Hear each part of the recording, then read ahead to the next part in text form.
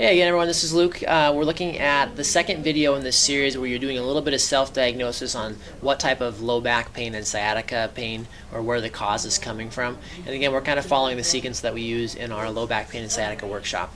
So if you missed the first video, go ahead and check that one out first. It was talking about a self-diagnosis for a disc bulge.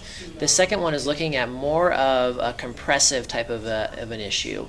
So whether you want to call that degenerative or stenosis, there's various terms that we kind of throw out. You can think of degenerative discs, where the discs are starting to compress. Degenerative joints are more like along the lines of arthritis. So things like that, where gravity has just kind of gotten the better of the situation and now it's compressing. So basically, if you look at the degenerative types of pain, and again, whether it's degenerative joints, degenerative discs, stenosis, things like that, or a combination of all of those things, basically people have a lot of trouble being on their feet for prolonged periods, especially if they're standing still. And you can just kind of imagine the effects of gravity pushing down on their spine. So typically with these folks, it's almost the exact opposite of a disc bulge. So typically on this one, if you bend backwards, it's going to make that pain worse. Usually the pain is going to be in the small of your back, primarily, like a lot of pressure and pain. And any type of sciatica you're having with this, it can be a little bit more diffuse, so it could start to go down both legs at once. Maybe a little different feeling of a sciatica than a disc bulge.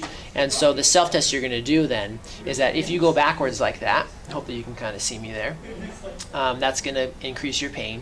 And if you bend forwards, that's going to create more space in your spine, more space around the nerves and around the joints and the discs, and that should feel good. So that's your real quick self-test at home if you're saying, gosh, what's going on here? And you kind of fall into that category of, you've got pain when you stand for prolonged periods, your pain decreases when you sit down, and typically if you're over 50, 60 years old and you've got some arthritic changes. And then again, if you add the self-test on top of that, where you've got increased pain going back, decreased pain going forward, you've got a pretty good idea of that you've got some kind of degenerative type pain.